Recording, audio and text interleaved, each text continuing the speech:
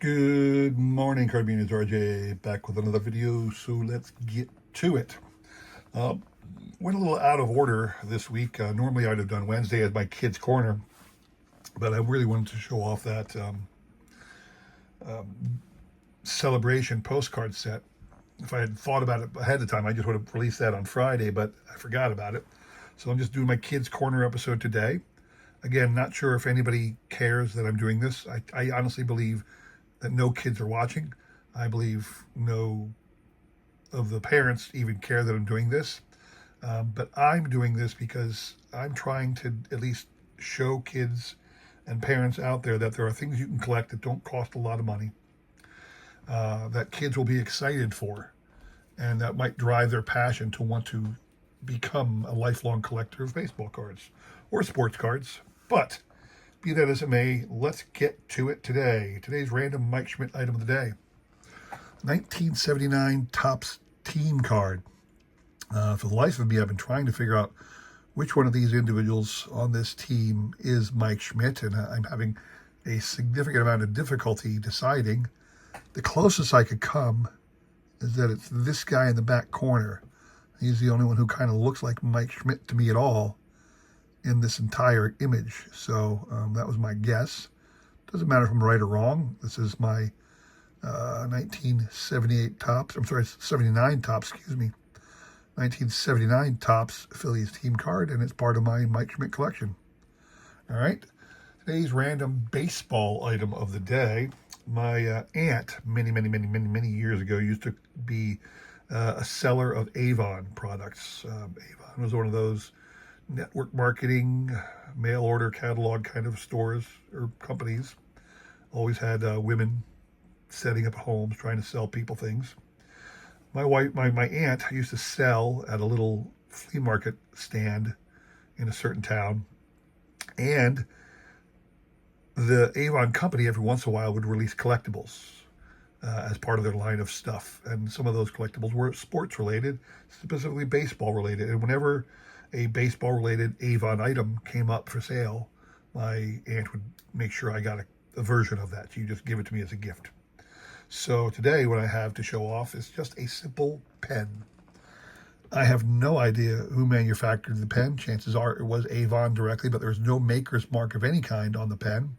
What makes it a baseball pen is the pocket clip, is a baseball bat, as you can see, and the knob that turns to extend the tip. Let me do that. So you turn the knob, the shaft turns, and the pen extends, but the tip, the little knob here, is a baseball. So it is a baseball pen that my aunt got me. Again, probably has less than zero worth, but it's a nice little thing I keep in my collection. So today's trivia question. A little curveball again today, just like Wednesday. I'm going to give you the date, but not the year. The question, it revolves around the year this happened. On this date in baseball history, August the 8th,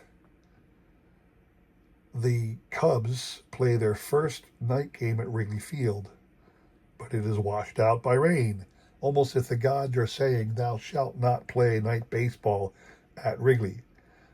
They were able to get a game in later on, and obviously Wrigley is now fully illuminated like all other stadiums are. But the question becomes, in what year did this occur? What year was the first night game at Wrigley Field? Shoot me an email with your guess to that. I will include my email in the description below, along with a repeat of that question. You'll have today and tomorrow to answer. We'll pick a win on Sunday. What you're playing for? 3 awesome Hall of Fame cards. So we got the 1993 Topps Cal Ripken. Got a 2021 Panini Absolute green parallel version of Gil Hodges, and then a Conlon Collection card, a umpire card, Jocko Conlon, appropriately enough.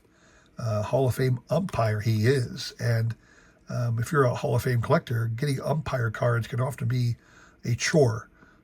Clearly they didn't play a lot of, or they weren't lauded the way the players were, but Jocko Conlon, nonetheless, is in the Hall of Fame. He has a plaque in the gallery. So those are what you're playing for. All right. Moving on to today's stuff, my Kidz Korner. Like I said, I'm trying to find interesting things that parents should be able to afford without even considering the fact that the kids might spit on them, chew them, crush them, and accidentally dismantle them. What I am trying to, the one I'm going to show off today is something I'm actively trying to complete in my collection. I'm going to get a full run of these sets. At this moment, I do not have that. I haven't made it a priority, but one of these days I will, because they're inexpensive, easy to acquire, readily available, and again, they just look good, and it's great to, if you're a fan of a team, you should have these, and it is the Topps team sets. So every year, Topps releases a set of cards sold separately, packaged separately, dedicated to your favorite team. Every team in baseball gets one. However many cards may be in the complete set of Topps every year they set, a lot of times those sets might contain 20 to 25 players of every team. I'm not sure anymore, but the pack issued, or the team issued sets that are sold separately is always a little less. They always leave out a couple of the stars. Plus, they're numbered differently. So, for example, here is the 2009 card of Cole Hamels. I'll show the entire team in a second. But on the back, the numbering says PH1. So they're numbered differently. The image typically is the same, but not always, matching the set. But you get the stars of the team. And this being from 2009, this is going to be a great collection of the stars from the 2008 World Series team. So let's see who we got in the 2009 Phillies team set. Cole Hamels, Ryan Howard, Chase Utley, Brett Myers, Jimmy Rollins, Jamie Moyer, Raul Ibanez. This might have been the 2010 one. Nope, it was 2009. Ibanez was not on the 2008. This came out.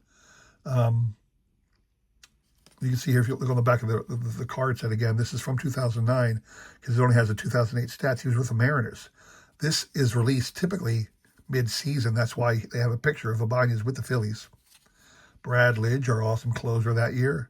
Jason Worth, Joe Blanton, Shane Victorino, Pedro Feliz, Ryan Madsen, Carlos Ruiz, and then they always included the Philly Fanatic mascot, at least in the Phillies team sets. Interestingly, Pat Burrell was a World Series star for us in the 2008 World Series, did not make it into this set.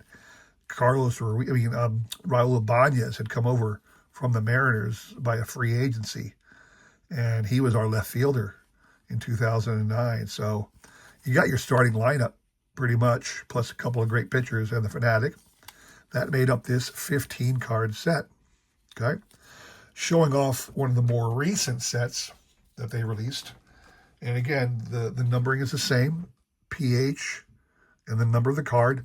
This is the 2003 release. And again, this would have been all the members, many of the members of the 2002 World Series team. But again, you'll see some notable variations in that statement.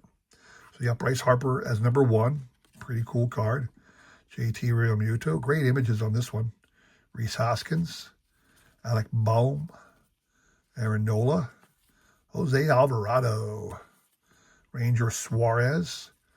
Bailey Falter. A couple of names you forgot because they're here and there and gone. Bryson Stott. Brandon Marsh. Taijuan Walker. I don't think Taijuan Walker was on the team. Nope, see? He was with the Mets the previous year, so this is another great example of a card where the player came over via free agency in the offseason and still made the team set the following year. Derek Hall was a minor leaguer forever. Oh, but he did, that's right, he did. He was in 42 games that year because he took over for Bryce Harper when Bryce Harper went down with a wrist injury. I remember that. Castellanos, Zach Wheeler, Schwarber, Gene Segura. Trey Turner's another guy, just like Taijuan Walker, who was not with the Phillies the previous season, but made this card set because the card sets are issued mid-year. And those card sets, you can get these new. I think they sell for about $20 at the store, maybe even less sometimes. I know Rally House always has them where I'm at, but they put them out every year. I got many of them, but not all of them. Like Bryce Harper's has begun occupying the -- 1 spot in all the Phillies packs, but they come out every year, and they're really inexpensive. And I've noticed a lot of kids these days they have no sense of history. They want the current players and the current players only. This is a good way to get them a little simple pack of cards that's going to be all about their team. When you open up a pack of cards with your kid, he's going to have a bunch of players from other teams he doesn't know. You get this set of cards.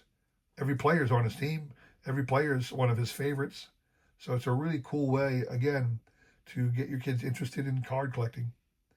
Very inexpensive thing. Something I think they'll love if they're sports fans.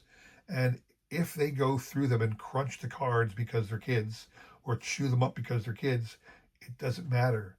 They're inexpensive. You can get another one. They make 1 billion of these every year. It's not a big deal. Get one for yourself so that if the kid destroys it, you still got one for your own.